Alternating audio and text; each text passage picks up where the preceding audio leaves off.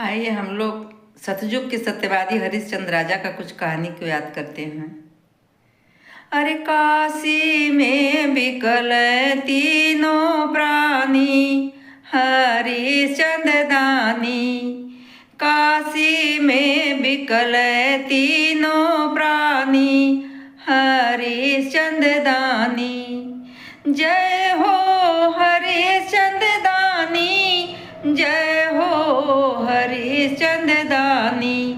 काशी में बिकल तीनों प्राणी हरिश्चंद्र दानी। राजा तडो महाथे कर बेगारी घाटे। राजा तडो महाथे कर बेगारी घाटे। भरे लडोम घर में पानी हरिश्चंद्र दानी। ब्राह्मण घर माई बेटा माजल थाली लोटा। ब्राह्मण घर माई बेटा माजल थाली लोटा। सतयुग के ही है बा कहानी हरिश्चंद्र दानी। फूल लोढ़े रोहित गइल नागत डस लिहल।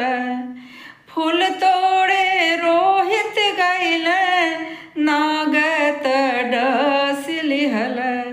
सुन के रोवेली खूबे रानी हरिश्चंद्र दानी।